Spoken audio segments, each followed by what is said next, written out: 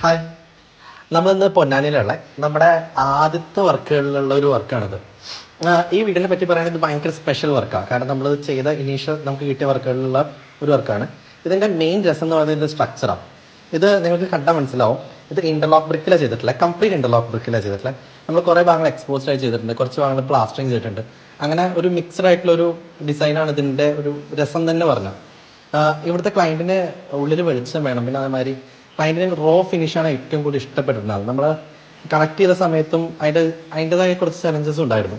അത് ക്ലയൻറ്റും ഭയങ്കര എന്തൂസിയാസം ഉള്ള ഒരാളായതുകൊണ്ട് മൂപ്പയുടേതായ കുറേ ഇൻപുട്സ് നമുക്ക് ഭയങ്കര ഹെൽപ്ഫുൾ ആയിട്ടുണ്ട്. ഈ ഒരു സ്ട്രക്ചറിനെ കുറിച്ച് പറയുകയാണെങ്കിൽ ഇതിൽ കൂടുതൽ റോ ഫിനിഷസ് നമ്മൾ കൊടുത്തിട്ടില്ല. ഫോർ എക്സാമ്പിൾ ഫർണിച്ചേഴ്സ് ആണെങ്കിലും നമ്മുടെ പ്ലാസ്റ്ററിങ് അല്ലാതെ വരുന്ന എക്സ്റ്റീരിയർ കണ്ടിട്ടുണ്ടെങ്കിൽ നിങ്ങൾ കണ്ടിട്ടുണ്ടാവും, അല്ലാതെ നമ്മൾ ഡീറ്റെയിൽ വീഡിയോ യൂട്യൂബിലിടാം.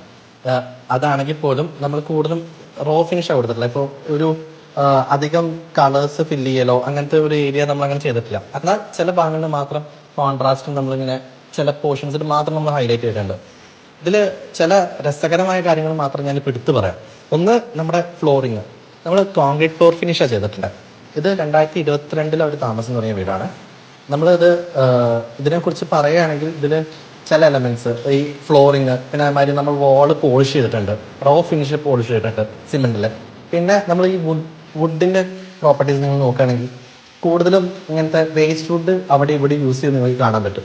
കൂടാതെ ഇവിടുത്തെ സ്റ്റെയറിനും ഒരു പ്രത്യേകത ഉണ്ട് വുഡിന്റെ കാര്യത്തിൽ. ഇവിടെ യൂസ് ചെയ്തിരിക്കുന്ന തെങ്ങാണ്. നമ്മൾ നോർമലി പലരും പറയും തെങ്ങ് യൂസ് ചെയ്താൽ ബുദ്ധിമുട്ടാണെന്നുള്ളത്. പക്ഷേ ഇപ്പോൾ ഏകദേശം ഒരു 3 കൊല്ലത്തിന് ശേഷം നമ്മൾ വന്ന് നോക്കുമ്പോൾ ഇപ്പോൾ നിങ്ങൾക്ക് കണ്ടാൽ മനസ്സിലാവും അതിൻ്റെ ഒരു ഗുണം എന്താണെന്നുള്ളത്, ആ ഫിനിഷ് എന്താണെന്നുള്ളത്. പിന്നെ ഡീറ്റെയിൽ ആയിട്ടുള്ളത് വീഡിയോയിൽ നിങ്ങൾ കണ്ടാൽ മതി. Thank you.